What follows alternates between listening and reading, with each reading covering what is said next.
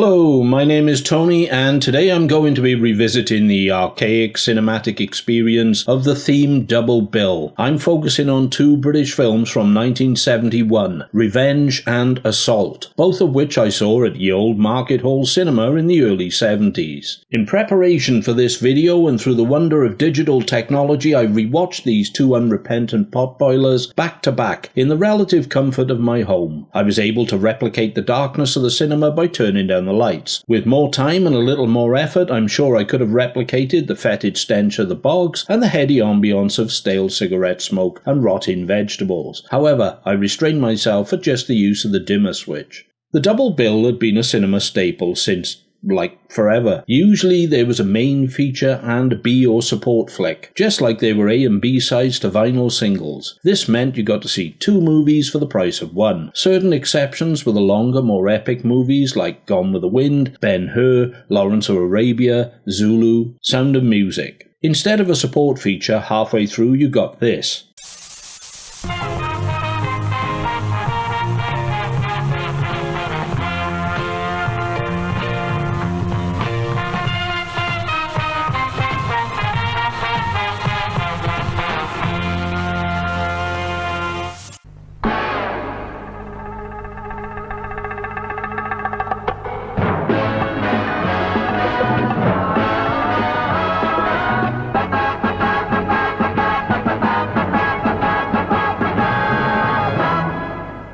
It allowed the opportunity for the emptying of bladder or bowel or both, and the chance to get some Kia-Ora, ice cream, hot dogs or confectionery. It also gave the projectionists the time to change reels. For those of you too young to know what the hell I'm talking about, I don't intend to explain further. Look it up or ask your grandfather or some alternative coffin dodger. Eventually, with the arrival of blockbusters like Jaws and Star Wars, the concept of the double bill gradually began to be phased out. By the time the 80s rolled around, it was rare, the exception rather than the rule. Hardly see it at all these days. One film and one film only. That's all you get, peasants. Some double bills hosted films that were equals, like a double A-sided single. Again, look it up or risk interaction with an elderly person, painful as that may be. There was no main feature in some cases, just two flicks that were on a par, like the subjects of this video, Revenge and Assault.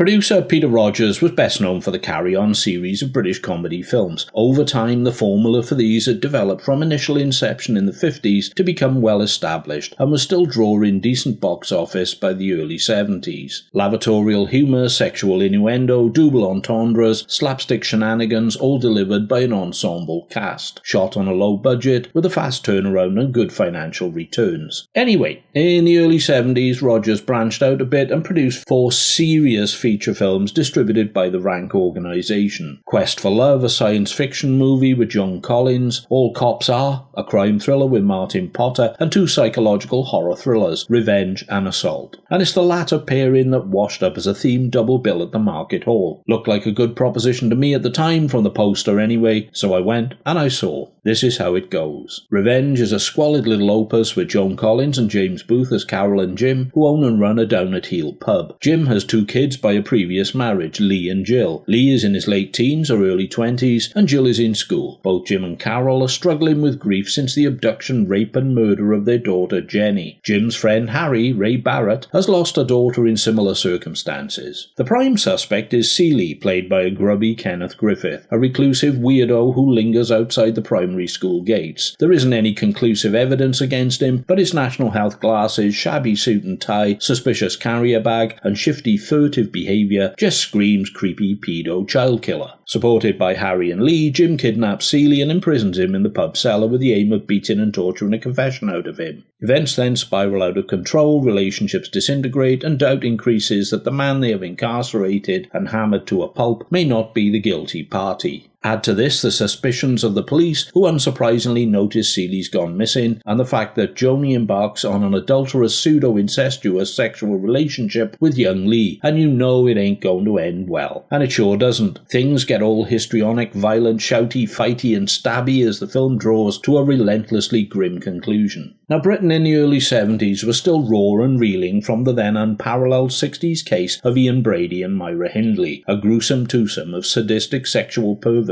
who tortured, sexually abused and murdered children in the vicinity of the Yorkshire Moors. The Moors murderers, as they became known, were quite rightly national pariahs and hate figures. By the 70s, they still loomed large in the media and collective public consciousness. Paedophiles and child murder were and are deeply sensitive subjects and a tough call to frame as the basis for entertainment in any form. It would be easy to misjudge and represent in a tasteless and exploitative way. However, Revenge, wisely I feel, doesn't focus on the act itself, but rather the aftermath. It looks at how people who have experienced the unimaginable might behave and react in such circumstances, and how their own humanity may become compromised. When I first saw it as a youngster, I had enough about me to register how such events could push ordinary people to the limit, and Jim's actions seemed a reasonably understandable parental response. How would you feel and what would you do? Revenge poses that provocative and uncomfortable question. Director Sidney Hayers and screenwriter John Cruise sort of get it right, but only up to a point. Joni Collins was 38 when this film was made. Her age-inappropriate sexual relationship with her teenage or early 20s stepson Lee feels a bit off, especially a scene where they indulge in rough sex in front of the incapacitated Seeley. I'm uncertain of how the director and writer wanted this to be perceived, what they were trying to say in the context of the film. I mean, don't get me wrong, Joni looked great here, and the opportunity to strip her down to her underwear for a violent confrontation towards the end also probably seemed like a good idea when the film was being shot. I'm not complaining as such, but again, gratuitous titillation, pardon that turn of phrase, does seem a little misplaced considering the subject matter. Just saying.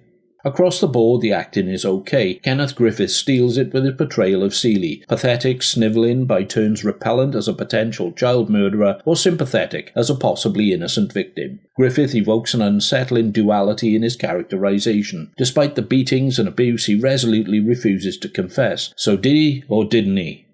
Not for me to say. In summation, it is what it is, a cheaply made B-movie exploring, albeit over-dramatically, a difficult and challenging subject. It's not a particularly likeable film, and few of the characters in it are very likeable either. It's very much of its time, and mirrors those times quite atmospherically, a minor piece of genre cinema, and for me a worthwhile time capsule. I'm not sure what was wrong with the original title, Revenge, but when this was released in the States in 1976, it was called Inn of the Frightened People. What a fucking awful title. Prompted me to suggest an alternative UK title, Pub of the Pedo Punchers. What do you think? Even worse, when it was released on video in the US, it was retitled again as Terror from Under the House. Bet those expecting a documentary about property subsidence were sorely disappointed. On to Assault. Same director and screenwriter as Revenge, Hayers and Cruise. This torrid sliver of genre cinema is a pacier and far more lurid tale of schoolgirl rape and murder, from kitchen sink horror to giallo impersonator.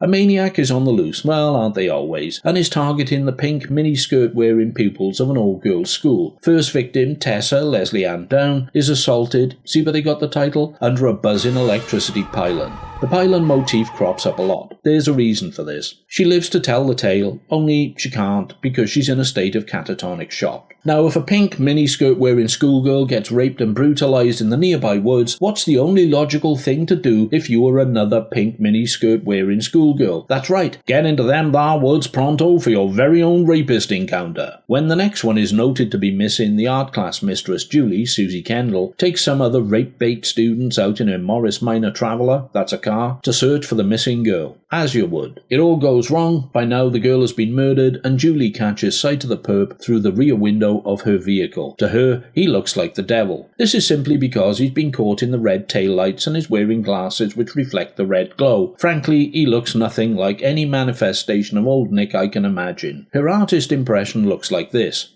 A budding Picasso, and no mistake, bears little resemblance to anything seen elsewhere in the movie, and largely useless as a police sketch for a wanted poster. However, this didn't stop the US distributors retitling the film In the Devil's Garden, and Satan's Playthings, and Tower of Terror. For fuck's sake, what is the matter with you people? From here on in, it's a case of guess the killer from a cast list of likely suspects. Dr. Lomax, who treats Tessa and creeps after Julie, the CD reporter who harasses Julie and is out to sensationalize and sell her story, the chief superintendent on the case, the headmistress's thigh-groping husband, Dr. Lomax's nice colleague, one of two peeping toms, possibly even the headmistress, who looks a bit like a rapist in drag. Take your pick. I like this more than Revenge. It's unself-consciously batty and senseless, but also fairly good fun in a faintly guilty sense. There are broad giallo flourishes, handheld point-of-view camera shots, and a lurid colour scheme imposed on certain scenes. The rape sequences are not explicit nor revealing, but are shot in such a way, using certain camera angles, that dupe you into thinking they are. Hitchcock? Shower? Anyone? There is a truly hilarious scene where a young David Essex gets blown up in a pharmacy due to using his lighter. There's a gas leak that his sense of smell doesn't allow him, or anyone else, to detect. He plays a biker who stops off there in the dead of night to buy some tissues for his girlfriend's nosebleed. Yeah, fucking ludicrous. This scene alone was worth the price of admission.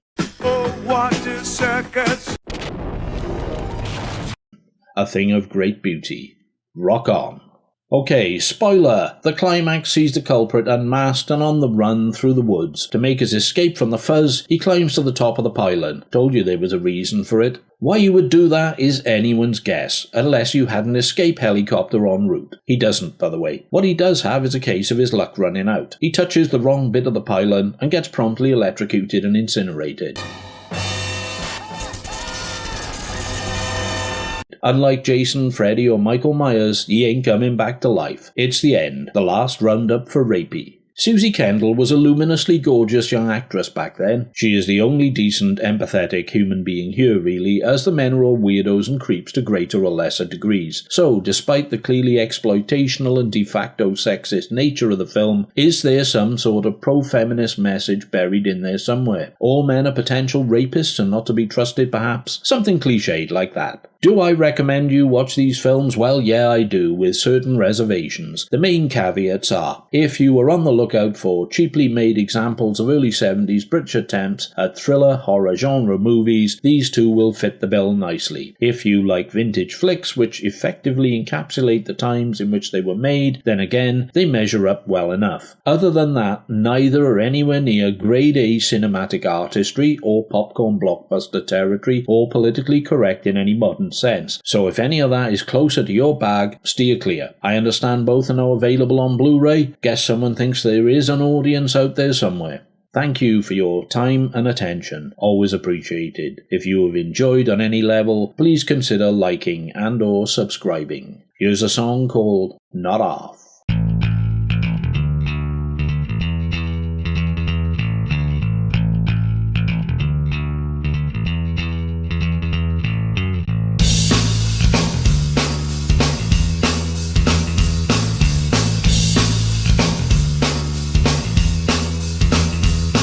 You danced in a cage on a postage stamp stage, in the ticker tape glitter and lens flare. Boots and groovy hats on those real cool cats. You were the decorative fluff, posing up there. How could you know at the end of the show, in this prestigious and honorable venue, the way it would go was such a harsh blow, to find you a part of the menu. The way it feels you'll never be clean again. The way it feels not that carefree teen again. The way it feels violated and sordid. Wouldn't you know that part was never recorded?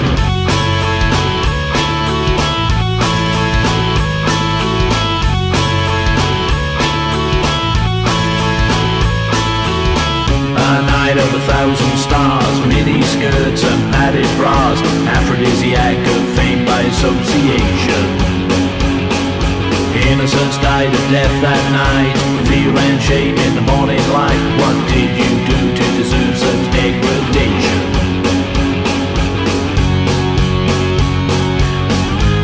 If I said you had a little body, would you hold it against me? I'm waiting.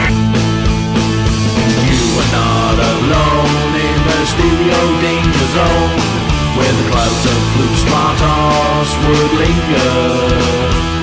Gold bracelets on the wrist, how could any kid resist the halitosis DJ with nicotine fingers?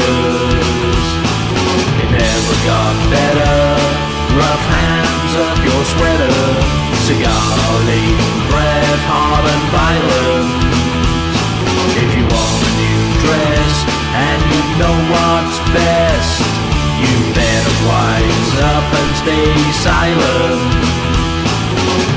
The way it feels, you'll never be clean again. The way it feels, not that carefree teen again. The way it feels, violated and sordid. Wouldn't you know that part was never recorded? A night of 1,000 stars, mini skirts and padded bras, aphrodisiac of fame by association. Innocence died a death that night, fear and shame in the morning light. No one on earth deserves such degradation. Alright!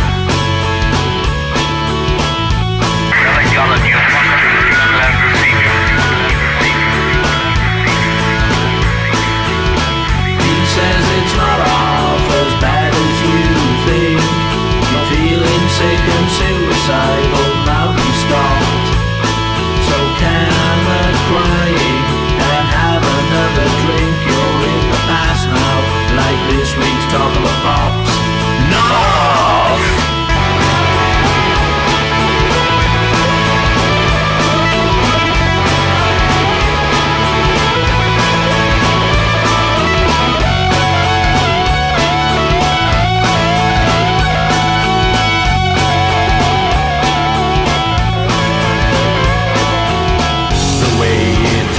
You'll never be clean again. The way it feels, not that carefree teen again. The way it feels, violated and sordid. Wouldn't you know that part was never